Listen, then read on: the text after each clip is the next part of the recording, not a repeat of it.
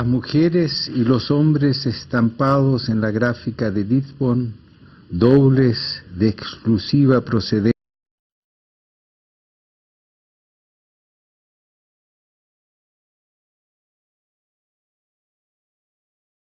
andanzas y malogros en su condición estrictamente marginal, en su expresión desventurada y maldita.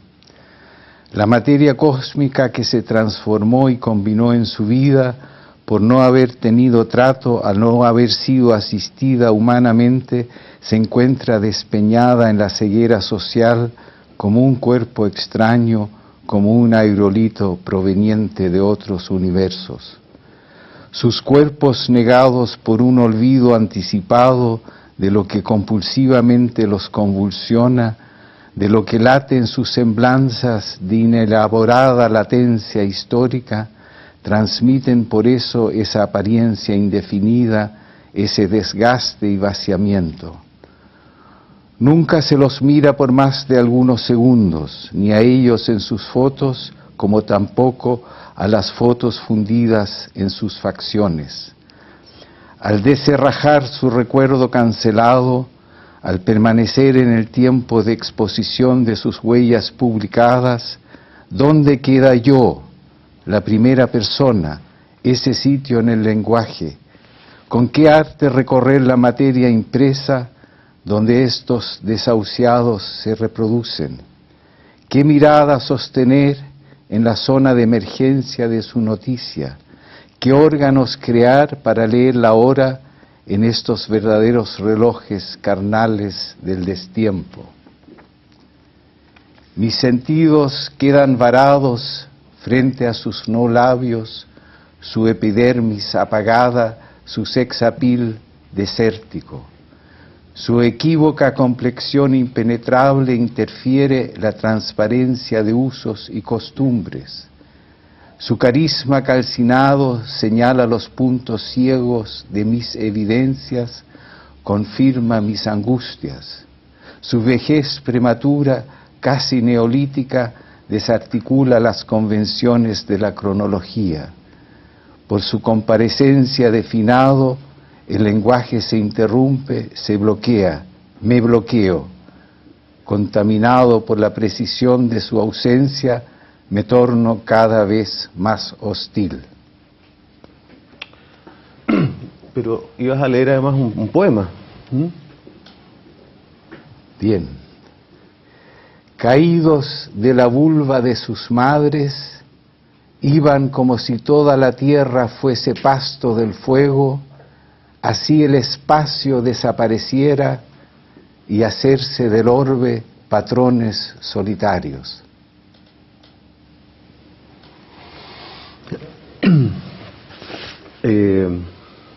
A ver, la primera impresión que inmediatamente me surge de estas lecturas, primero esa lectura de un fragmento del espacio de acá, retoma una idea que para mí era bastante clara, y que luego hoy aparece en la lectura, que es precisamente la poesía.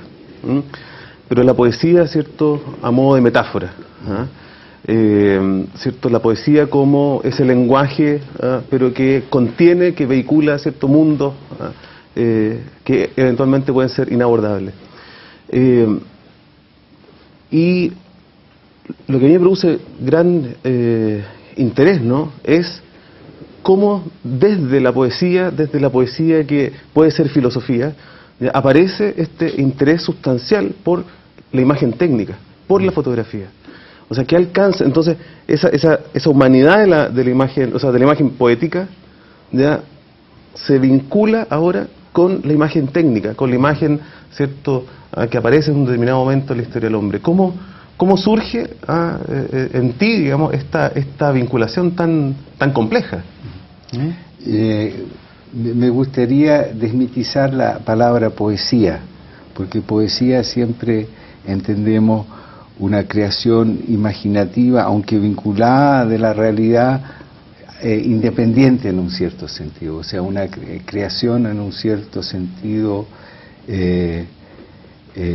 no radicada en un referente Entonces me gustaría decir más bien lo que utilizo son estrategias del lenguaje, o sea, para captar eso, no tanto la poesía como un género, o sea, porque el espacio de acá es un discurso teórico, ¿no es cierto? Entonces son estrategias del lenguaje, o sea, cómo poder formular cosas que de las cuales o nos hemos olvidado, de las cuales o las descartamos de ciertos análisis o yacen todavía inexploradas. Entonces, ¿cómo acceder a eso? Entonces, hay que encontrar el lenguaje apropiado. Entonces, hay una tradición larga en la literatura que se han ido elaborando a lo largo de siglos estrategias de lenguaje para captar cierta parte de la humanidad que no han sido captadas anteriormente. Entonces, yo me proveo de estas posibilidades y además, quizás la cosa sustancial sea que quiero fundar la verdad, digamos, que veo en el lenguaje. O sea, no quiero fundarlo en teorías a las cuales yo recurro, aunque evidentemente hay una gran lectura de diferentes textos, podemos hablar de eso quizás, porque no es solamente Benjamin, se ha reducido esto a Benjamin, sino que hay, digamos, o sea, la importancia fundamental de recurrir a las figuras retóricas es cargar al lenguaje con la responsabilidad de lo que dice, y no descansar en autoridades en que se entra entonces a un espacio conocido, o sea, del momento que yo recurro a teorías y las hago explícitas, entro ya a un campo minado que obstaculiza lo que yo quiero decir. Entonces, digamos, para resumir, las estrategias lingüísticas están ahí a cargo de fundar lo que se ve exclusivamente en el lenguaje. Hay también otra parte, otro fragmento del texto que precisamente instala esta definición del hombre en el lenguaje, pero por lenguaje virtual, o sea, esta virtualidad del ser humano. ¿Qué quiere decir con eso? O sea, esa es la pregunta. No, pero ¿qué quiere decir en la virtualidad? O sea, que el ser humano, sí, ¿cierto?, se da en el lenguaje, por definición, pero el lenguaje es una virtualidad. ¿Ya? Es ¿cierto?, una separación del mundo natural, digamos, es el concepto, en fin, ¿cierto? Sí. Pero, entonces, la pregunta es, esa definición, o sea, de nuevo vinculándolo con la fotografía, ¿ya?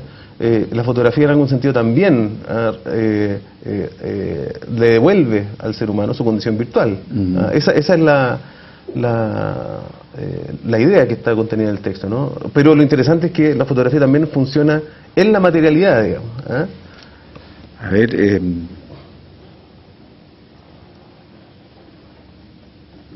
claro, o sea, por un lado, ¿no es cierto?, la fotografía es capaz de contener, por la inscripción de la luz, ¿no es cierto?, en ella, una materia, o sea, contener la materia como cita, ¿no es cierto?, o sea, como una huella. Pensemos, por ejemplo, cuando uno camina en la playa y ve una huella de pie, podemos leer si fue hombre, si fue mujer, si fue niño, etcétera, porque la huella contiene y se refiere al sujeto que la produjo. O sea, en la huella está contenido de una manera virtual la persona que produjo la huella. Entonces, o sea, la huella contiene al sujeto que lo produce de alguna manera, por el contacto que se hizo. Y guarda a su vez ese. Entonces, la fotografía es en alto grado capaz de, o sea, es una huella altamente sensible, ¿no es cierto?, que capta cosas que hasta entonces no se podían captar. Y ahí hay también un una lectura, ya que hemos hablado de las distintas lecturas, como actúa la luz.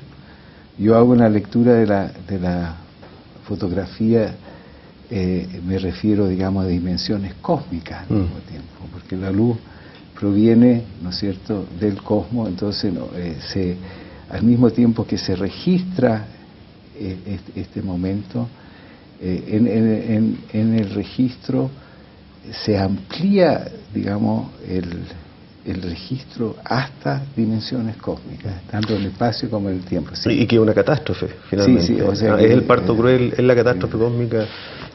Sí. Y entonces, ¿dónde íbamos hacia la pregunta? Era cómo unir esto con el lenguaje. Entonces, las figuras retóricas implican siempre un control con la realidad, por muy virtuales que sean, ¿no es cierto? Nos llevan para entenderlas, nos llevan a descifrar la realidad, porque hay siempre una referencia a la realidad. O sea, en una metonimia, ¿no es cierto? Si la parte, yo tengo que saber, si digo la pluma del autor, que se escribía con pluma, que eso, o la pluma significa metonímicamente una cantidad de cosas que son avaladas por la realidad y surgen de la realidad. Y por lo tanto, las figuras retóricas siempre llevan al control de la realidad, y en ese sentido, por ejemplo, puedo contestar esta pregunta en este momento con esas dos vertientes, digamos, tanto en la fotográfica como en el lenguaje.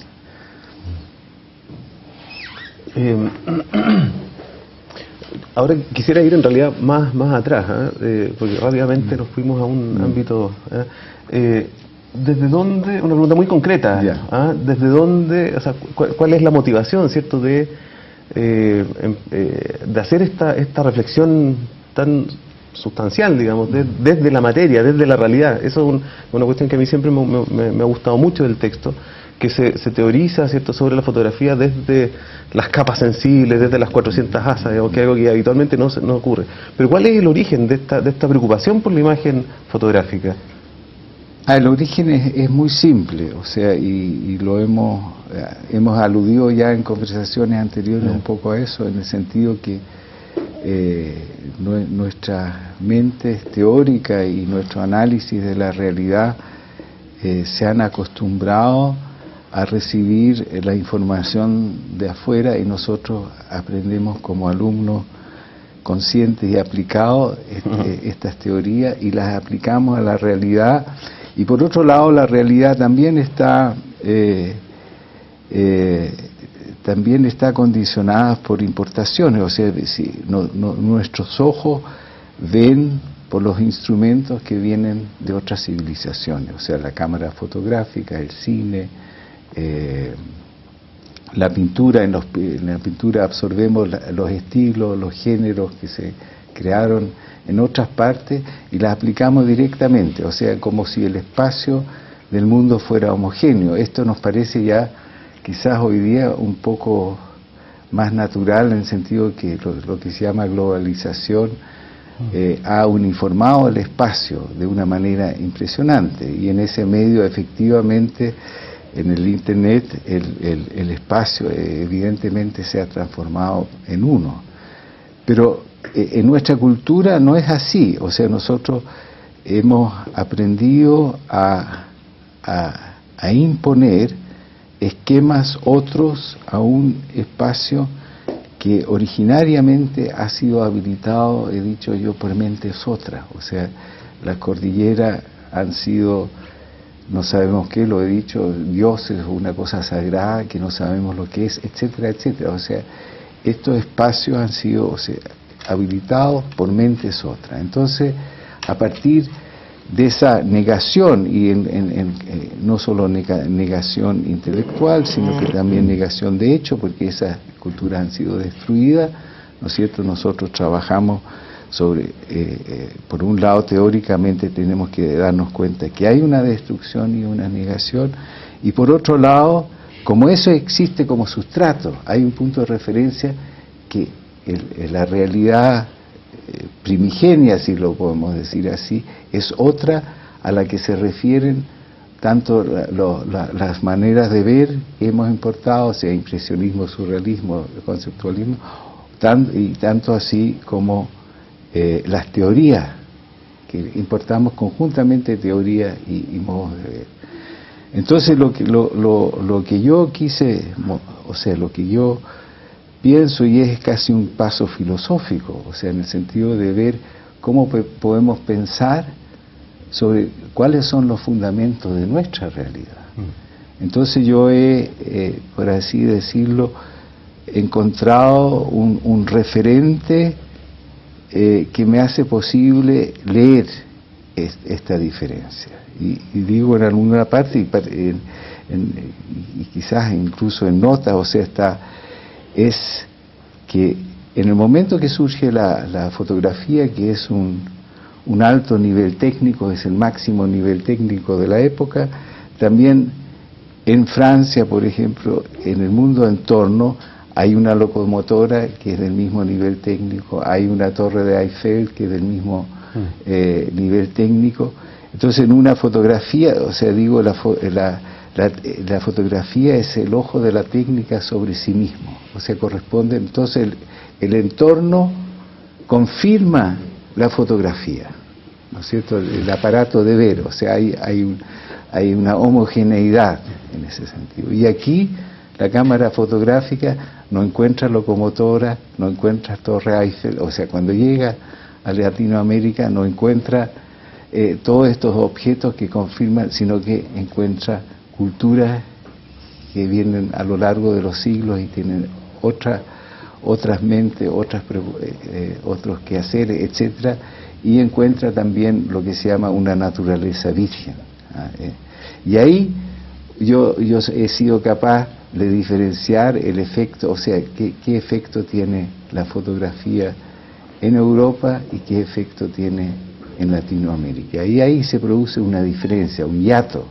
Y ese hiato es quizás una de las cosas más valiosas que descubre el espacio, que se descubre en este libro. Y por otro lado, se me fue lo que iba a decir.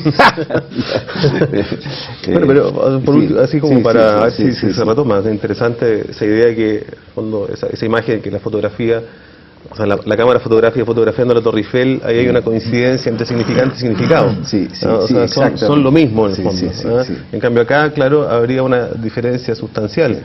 Pero que claro que esa imagen técnica, lo conversábamos un poco, cuando fotografía en el siglo XIX, ¿cierto?, esas primeras expediciones en el sur, en el extremo sur, los fueguinos y todo eso, claro, fotografía mecánicamente, eliminando todo ese espacio mítico que está contenido en esas figuras, en esos individuos, digamos. No solamente lo que yo quería decir ahí es que no el espacio mítico de ellos, sino que la fotografía, ¿no es cierto?, al ser una inscripción de la luz, solamente registra lo que la luz es capaz de registrar. Y si pensamos en la pintura renacentista, por ejemplo, donde ya con la perspectiva hay un realismo, digamos, de las construcciones, de las ciudades, que se dibujan, pero en esas ciudades se pintan a su vez la crucifixión, la flagelación de Cristo, por ejemplo, Piero de la Francesca, y en el barroco, y después en el neoclasicismo, Aquiles llegando a su casa, en fin, o sea, los mitos siguen siendo, dentro de un realismo enorme, siguen apareciendo y contando su historia. Sin embargo, en la fotografía no hay crucifixiones que ver, no hay Aquiles que llegan a su casa, ¿entiendes? Porque la imaginación, la memoria de los mitos no se inscribe ya, no es posible inscribirlo en el campo fotográfico. Entonces, en ese sentido, la fotografía espanta para siempre la mitología. O sea, eso es lo que Nietzsche después ha llamado el mundo sin Dios. Dios ha muerto, porque Dios en el fondo tiene una base mítica.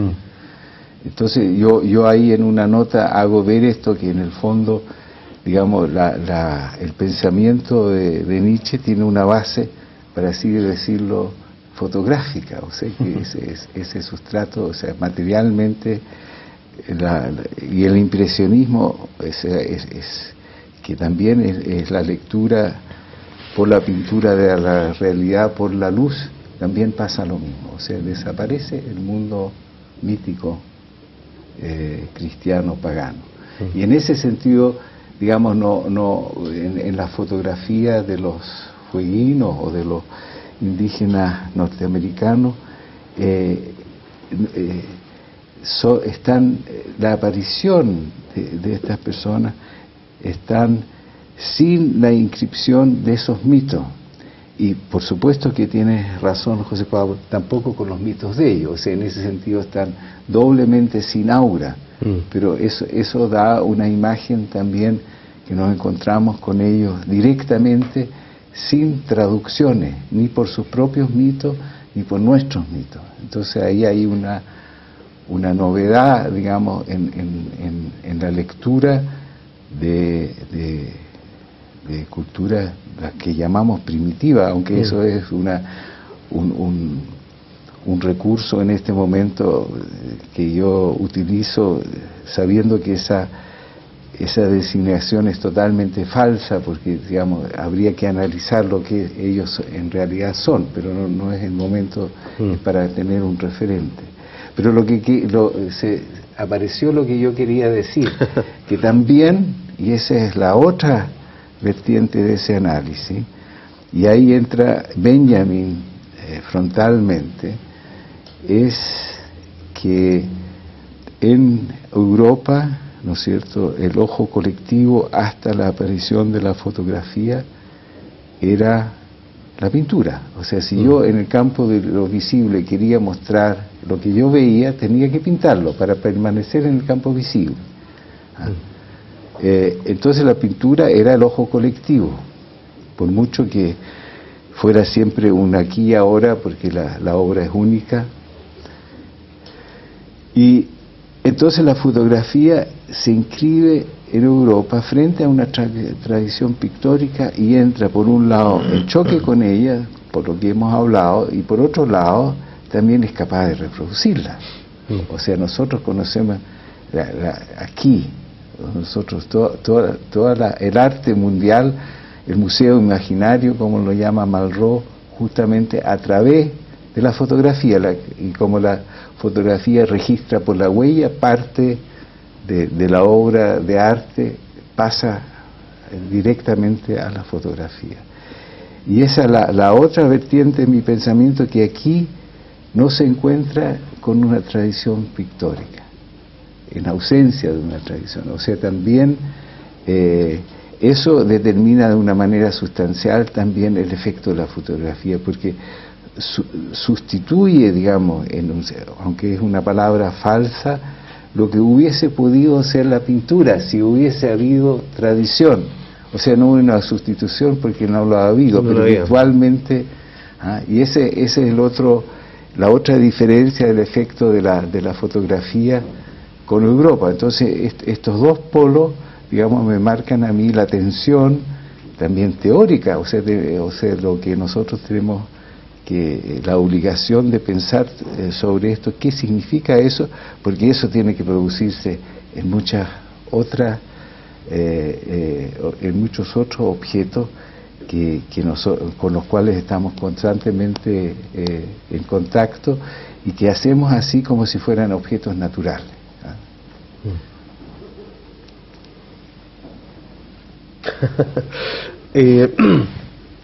Que quería también volver un poco atrás con esta aparición de la fotografía, ¿cierto?, con esta destrucción del mito. Es interesante porque Curiosamente, esa luz que podía ser captada en la pintura del Renacimiento en adelante, en fin, o sea, es la luz lo relevante, pero también la luz del sol, por ejemplo, aparece también como metáfora de la razón, de la posibilidad de la claridad, de la observación de los fenómenos como son, etcétera. Entonces es interesante que, como más de alguien dice, ¿cierto?, esta preeminencia óptico-lumínica de la razón a lo largo de la historia, o sea, y la historia del pensamiento, el sol en Platón, digamos, o sea, etcétera. Y claro, la fotografía, ese registro técnico, mecánico, supuestamente entonces se instala como esa verdad, como una verdad absoluta, digamos, en algún sentido. Pero, por otro lado, eso se opone, ¿o no? Esa es la pregunta, se opondría a la condición humana del ser humano, digamos, o sea, en el sentido de que esa razón técnica de la fotografía se opondría a esta humanidad del ser humano. O sea, tú dices a una humanidad anterior a la fotografía. Claro. O sea, pero del momento que existe fotografía, la humanidad ha cambiado. O sea, un cambio de humanidad. O sea, de una humanidad pasamos a otra humanidad y sobre ellos tenemos que pensar. Porque no es menos humana la una que la otra. Lo que pasa es que es diferente nomás, a mi modo de ver. O sea, y claro, ahí hay cambios sustanciales, evidentemente, pero nosotros no tenemos otra cosa que considerarnos humanos, ¿o no? Justo, Pastor, a ver, hace aparecer tu humanidad en este diálogo. No, yo fascinado escuchándolo, porque recuerdo que cuando la primera vez que vi a José Pablo era en el Arcos, sí. Hace muchos años, en una conferencia del espacio de acá. Entonces a mí me sorprendió mucho encontrar a alguien fuera de las artes visuales, entre comillas, digamos, vaya, fui entonces en esa ocasión. Asunto que me generó gran estrés, por supuesto, que no esperaba la llegada de Justo Pastor. No, pero era exageras, porque era, claro, yo decía, qué interesante que entraba también desde otra necesidad teórica e historiográfica también, que la lectura del espacio de acá no había sido asumida por los fotógrafos, que era una pelea que nosotros llevábamos en ese momento, porque no sé si te acordarás, pasó por Santiago esta exposición Los límites de la fotografía. Entonces el curador francés, no recuerdo quién era, hizo un acto muy terrible así para la escena nuestra, fue de escoger a casi todos los expositores provenientes de las artes visuales y prácticamente ningún fotógrafo llamado así. Entonces produjo efectivamente una modificación del campo así. Entonces me parecía, vaya, y del espacio de acá entonces en este giro. Pero yo diría ahí una cosa bien importante. Este libro no fue escrito ni para los fotógrafos ni para la gente de artes visuales, sino se llama Del espacio acá, es un objeto de pensamiento. Hay que pensar que la palabra arte no aparece acá. Por ejemplo, claro. O sea, no por ejemplo, o sea, es bien importante, no aparece la palabra arte acá. Entonces es el pensamiento sobre las condiciones de posibilidad de pensar sobre nosotros, o sea, sobre nuestros entes culturales, y la fotografía es una coartada o o sea, para medir algo, es el objeto de medir en qué sentido el discurso europeo se ha de diferenciar por nuestro propio interés del nuestro, o sea, y en ese sentido un objeto de pensamiento, nada más que nada. O sea, son ejemplos para medir esta discrepancia y esta. Entonces, no está escrito, o sea, bienvenidos los fotógrafos que lo leen. Exacto. O sea, ahí yo me refiero a un capítulo como de historia de las recepciones. Claro, sí. Ahora lo interesante es que es cierto, uno puede perfectamente leerlo desde fuera de las artes y desde fuera de la fotografía, porque precisamente, por ejemplo, la interpretación que uno puede dar de esas figuras que ya mencionábamos hace un rato, ¿cierto? La fotografía como ese parto cruel, ¿cierto? Como esa catástrofe cósmica.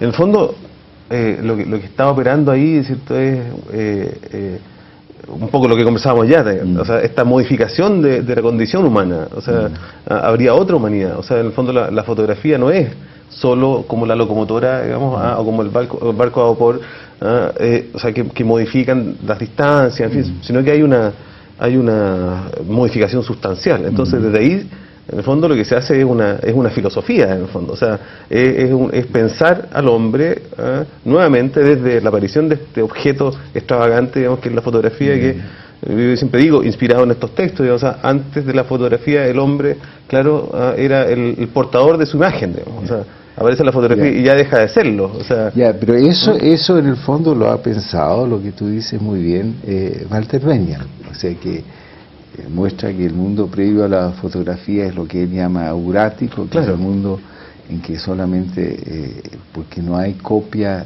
digamos, mecánica, siempre hay un original y ese existe en una sola parte, o sea, y entonces para verlo hay que ir ahí y el momento, digamos, bueno.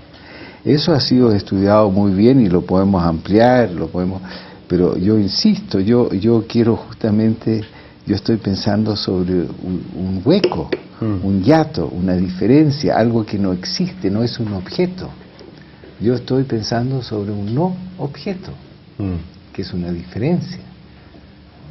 Es un hoyo negro, o sea, en un cierto sentido. Eso es lo importante. No, o sea, todas estas cosas que tú dices, digamos que yo veo, le doy una dimensión cósmica, es para ver lo que está involucrado, digamos, ver el peso de lo que estamos hablando, y en ciertas partes hablo también de una manera que importa tanto para la fotografía allá como acá, o sea, en general, hay definiciones generales de la fotografía, o sea, porque si queremos diferenciar, primero tenemos que saber qué hace la fotografía en general, o sea, cuál es y ahí entra sobre todo esta inscripción de la luz en el sentido cósmico, etcétera, etcétera, pero hay otros aspectos que yo toco, como la división del tiempo, o sea, es un largo discurso, o sea, cómo opera la fotografía en general con el tiempo, esas son definiciones generales, pero digamos, a partir de esas definiciones generales, y donde tomo fundamentalmente también, digamos, tanto a Benjamin como Bazin nunca ha sido nombrado, para mí es el que ha escrito que es el cine, o sea, y él habla del cambio ontológico que implica la huella fotogénica, pero el objeto profundo y el interés primario es encontrar la diferencia, o sea, algo que no existe como objeto. Pero yo quiero volver, yo leí esto al principio con una razón, o sea, leí en mi término la necesidad de introducir en un discurso teórico un yo, o sea, el discurso teórico está basado justamente en un sujeto impersonal, y yo digo para dar, o sea, a eso alude, y por eso lo leí, que la necesidad para leer ciertas cosas, el yo es una placa sensible, para hablar en términos fotográficos y metafóricos a la vez, que puede registrar cosas que el ente teórico neutro de la tercera persona no es capaz de registrar. Entonces eso creo que también es bastante importante, porque digamos la pérdida de un objeto real de análisis, porque eso significa en el fondo haber hablado siempre por boca de ganso, o sea, por teorías otras, por discursos otros, y haberlos repetido incansablemente, significa que todo el tiempo hemos perdido un objeto que nos toca continuamente. Entonces, y es en un cierto sentido también una destrucción o un crimen. Estamos cometiendo un crimen en no ver por las teorías que aplicamos lo que realmente no está en torno a nosotros, o lo que no está porque lo hemos destruido. Entonces, quizás sea así que el yo puede registrar el duelo o la incapacidad, en fin, o sea, el yo es para decirlo de alguna manera, es un sustrato para mí importante, de repente teórico. O sea, me di cuenta en este trabajo que el yo también, esa persona gramatical, ayuda a ver cosas porque está íntimamente, solamente podemos hablar con esa persona gramatical a través de nuestras propias experiencias. Nos obliga a hablar en la inmediatez de nuestras experiencias.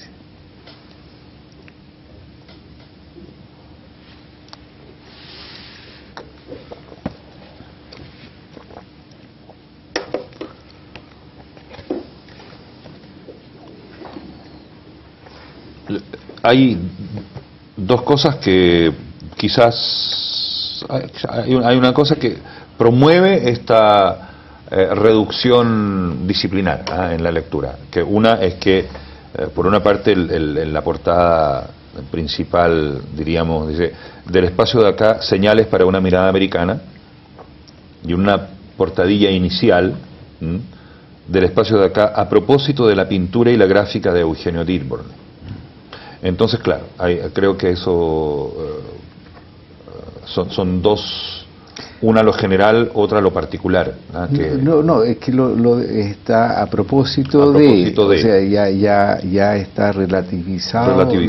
Lo particular, en el sentido que si pensamos que la fotografía aparece en ausencia de una tradición pictórica, una consecuencia teórica cruel es también, y la fotografía se instala como el ojo colectivo, es que todos los empeños que se han hecho en el terreno del así llamado arte, entre comillas, han sido consecuencia de discursos otros, o sea, europeos, norteamericanos, o sea, que vienen de afuera, o sea, son, para decirlo, epigonales o copia, digamos, para así decirlo, extensiones de una mirada de afuera. Entonces, y nosotros podemos hacer el intento de hacer ahí, entonces podríamos a partir de ese punto de vista descalificar todo lo que hay acá. Pero lo que yo hago es tomar un objeto pictórico, en este caso Dearborn, porque en él está Kitaj, está Foster, o sea, hay podemos, el pop, o sea, hay muchas cosas que podemos inmediatamente decir hasta qué punto es epigonal, pero así no vemos nada. O sea, si yo descalifico o ordeno eso, porque inscribo de nuevo en el espacio otro, si hago estas clasificaciones académicas, o sea, ya. Entonces, ¿qué es lo que hago yo para salvar el objeto? Y también ejemplarmente, tomo todos los elementos que la componen, o sea, todas las mediaciones, fotografía, pintura, lápiz, en fin, y analizo las implicaciones de esas mediaciones si se toman acá. ¿Qué implicación tiene, si tomo una fotografía, qué valencia tiene nuestro espacio? Eso es lo que hago con la obra de Dearborn, o sea, no las califico como arte en ninguna parte, o sea, si estoy hablando justamente de esta diferencia, de este objeto que no existe, tengo que tomar un ejemplo pictórico y en ese ejemplo pictórico a su vez aparece el elemento fotográfico, porque Dearborn toma fotografía, pero no es un análisis de su obra en ese sentido, sino que es un análisis de las mediaciones y cómo esas mediaciones operan en nuestro medio. Eso. Y ahí logro, digamos, inscribirlas acá. O sea, ¿qué sentido tienen esas mediaciones acá? Esos traslados. Sí, traslados. Y en sus usos, claro, traslados, usos y etcétera, etcétera. Porque pensaba cuando ustedes hablaban del aparato, del dispositivo fotográfico, en estos traslados violentos, abruptos, como por ejemplo el modelo productivo de la cocina alemana en Araucanía. Entonces, que en el Museo de Frutillar está muy bien armado, digamos, una cocina alemana. Entonces, si hay algo que arma ese modo de producción colonial, de 1850 en adelante, es el modelo de la... O sea, hay colonización alemana porque hay cocina alemana, es decir, la transportación de un dispositivo de hierro que no había y se arma en el paisaje. Entonces la cocina, la leña, el hierro, con toda el utillaje de la cocina alemana que la convierte en un modo de producción particularmente eficaz en ese territorio. No hay habitabilidad previa al arribo del modelo de la cocina alemana. Pero, ¿qué cosa espantosa dice justo? Los araucanos, la gente de la tierra comía muy bien. Me refiero comían ahí, o sea, ¿cómo dices tú que ese modelo permite comer en esas regiones? No. Para aquellos que vinieron, permite, o sea, para los colonizadores que fueron importados por el gobierno chileno. A eso me refiero, a la importación. Me refiero a la importación. A pacificar, sí. O sea, es para que ellos, estos colonos, porque digamos el gobierno chileno pasó que se pacificara la tarea de aniquilar a los alemanes indirectamente en esa zona, o sea, para que hicieran la tarea de apropiarse de esos terrenos, de hecho. Entonces, pero digamos, ahí se cocinaba muy bien de otra manera nomás. O sea, para ellos era como, ellos llegaron con sus costumbres y continuaron en sus costumbres y pudieron así vivir gratamente, excluyendo otros modos de vida y imponiendo los suyos. A eso me refiero, justamente. Sí. Y por eso está en el Museo de Frutillar. Exacto. Y claro, los otros están en otro museo. Claro. A eso me refiero. El museo justamente. antropológico. No, a eso me refiero justamente. Sí. Es una habitabilidad por otra. Claro. De tal manera que eso ocurre en Araucanía y en el sur. Una sustitución. Sustitución. Claro. En el norte de Chile, a propósito de las fotografías de William Oliver, la aparición del aparato fotográfico es contemporáneo a la instalación de los grandes enclaves tecnológicos que permiten la extracción inicial del salitre. O sea que cuando William Oliver fotografía y el pampino es de este porte, está puesto ahí nada más que para dar la medida de la monumentalidad de la máquina. Entonces son una gran tecnología monumental de excavación, y la fotografía aparece como el microdispositivo también de excavación. Son dos tecnologías de excavación que se combinan en el mismo momento, y en ese espacio no hay tradición pictórica. En el sur tampoco hay tradición pictórica. Eso son una situación que modifica totalmente en nuestra sociedad no hay tradición pictórica.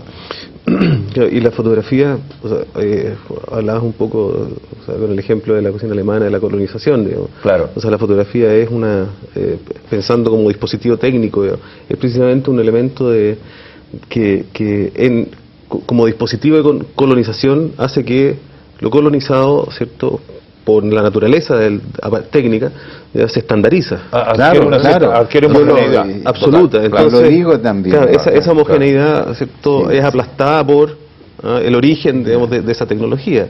Yo voy a contar una anécdota que va un poco aparte, pero yo tengo una fotografía que compré acá en un mercado de Persa, que es una fotografía donde hay una familia alemana frente a una casa construida cerca de Valdivia, en alguna parte así.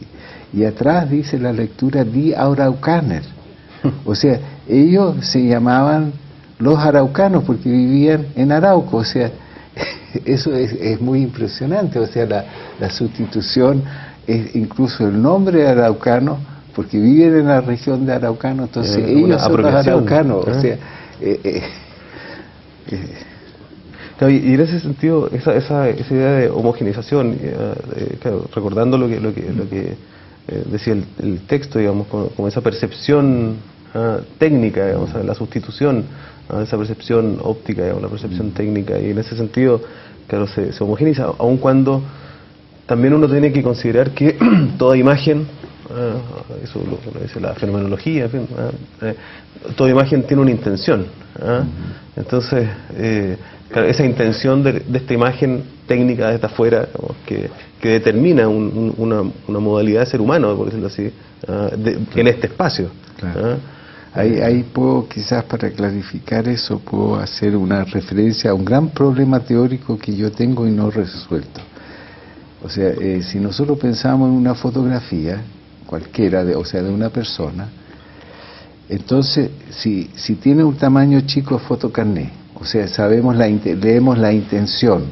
Si es más grande es una postal, si es más grande es un póster. O sea, por el tamaño se determinan ciertos usos sociales y hay una intención dada por el tamaño, siendo exactamente la misma fotografía. Pero, o sea, esto es para decir que se descifra por la escala una cantidad de productos fotográficos. La escala ya da un sentido de su uso. Eso es una cosa. Pero a partir de eso, o sea, el problema teórico que yo tengo es qué papel teórico tiene la escala, qué significante es, cómo podemos apresarlo, porque es la misma fotografía a partir del mismo negativo. Y no es en relación al negativo que vemos la escala, sino que en relación a un tamaño abstracto, ¿no es cierto? O sea, y entonces, ¿cómo apresar este fenómeno que siendo la misma fotografía, también el contenido, no solamente el uso social, sino que una foto en chico es otra, si esta la tenemos de 3 metros por 4 metros, vemos otra cosa, o sea, cómo la escala cambia sustancialmente el mismo objeto, bueno, y no hay un referente original. Lo veíamos lo que pasa, en esa exposición ahora de la fotografía alemana, estas fotografías que eran literalmente fotocarné, pero tamaños monumentales, y ahora ya no es el póster que uno puede poner en la casa, claro, sino que está instalado en el espacio del arte. Claro, pero ¿qué es lo que hace la escala? Eso es algo que yo todavía estoy obsesionado por el desde problema. hace mucho tiempo. No, lo hace desde siempre, desde que hay fotografía. Pero no, pensaba, no, en tu trabajo, en proyección en diferentes escalas. Sí, pero el texto del 76. Sí, pero ahí está usado metafóricamente. Metafóricamente. Claro, el texto de visual, ¿no? Sí, eso es un uso metafórico ahí. Pero me ha obsesionado este problema porque ahí hay algo de la fotografía que tiene que desentrañar la escala.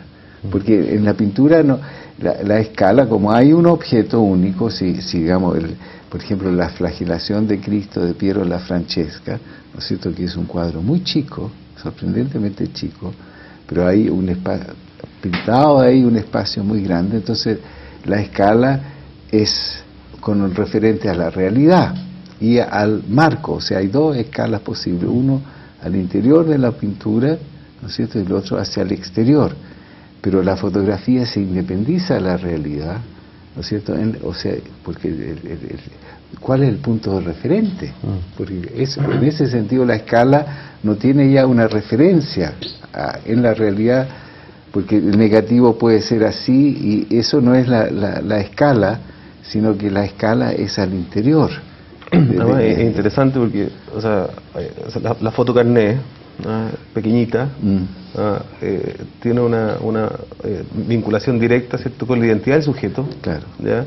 O sea, está instalada en el uso. El uso, claro, no la foto misma, el uso. La foto, si la pongo así en grande, si la pongo en un diario es un criminal. Solamente las fotos de carné cuando aparecen en un diario significan que es un delincuente.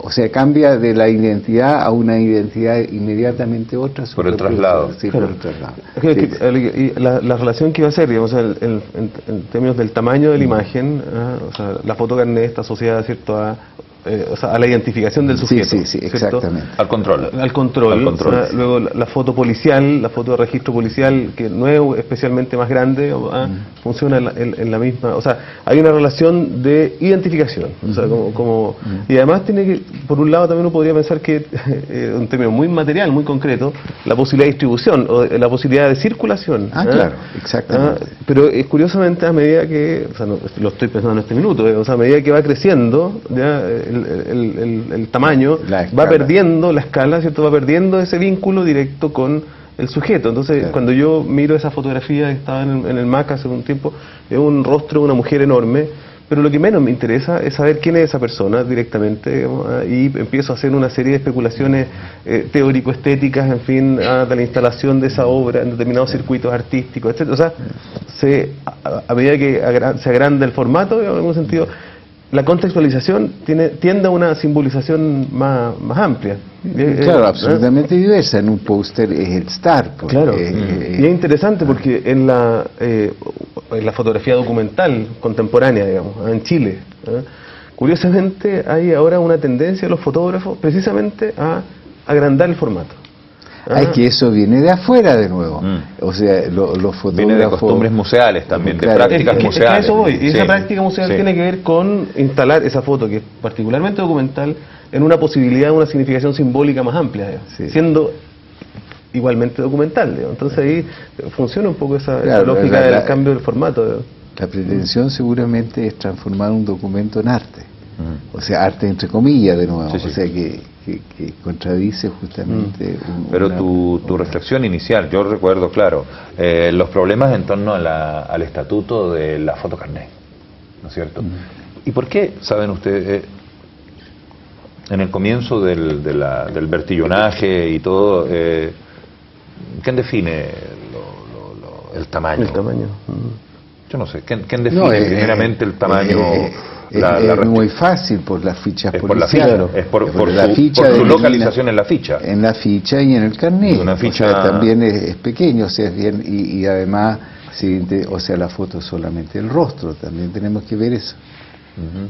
Es meramente del rostro, o sea, hay un corte también en el objeto, o sea, esa decisión... hay una metonimia, para decirlo así, en el campo visual, que la parte vale por el todo, o sea, el rostro identifica al sujeto en forma completa.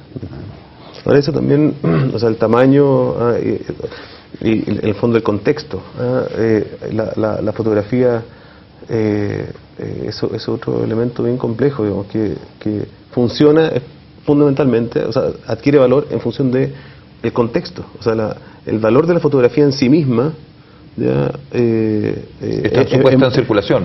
Exactamente, y puramente en eso. Pero el libro, hoy día digital, la web o qué sé yo, los fondos digitales de... Claro, porque esa misma foto que puede ser de identificación policial, exactamente en el diario condena, y si está en la billetera, en la billetera es una el recuerdo, una animita familiar. Es que la fotografía en sí es un puro registro que no tiene significado. O sea, no tiene ningún significado. Y recién los distintos usos hacen, por ejemplo, esa foto de carnet, por ejemplo, si yo la pongo en un contexto de razas o de etnias, por ejemplo, entonces digo, lo que no veo la identificación, pero digo, o sea, a partir de este es un asiático, por ejemplo, cosas así. O lo puedo poner, o si es en color o en blanco y negro, o sea, en un libro de fotocolores lo pongo ahí porque es una fotocolor, y en fin, o sea, es solamente el uso que va desentrañando lo que posiblemente dice, o sea, pero en sí mismo no tiene ningún significado. Eso ha sido uno de los grandes equívocos de la lectura de la fotografía. Claro, porque yo he hecho esto una vez, fue muy interesante, hice en un seminario sobre fotografía, donde hice traer a todos los participantes sus fotos privadas.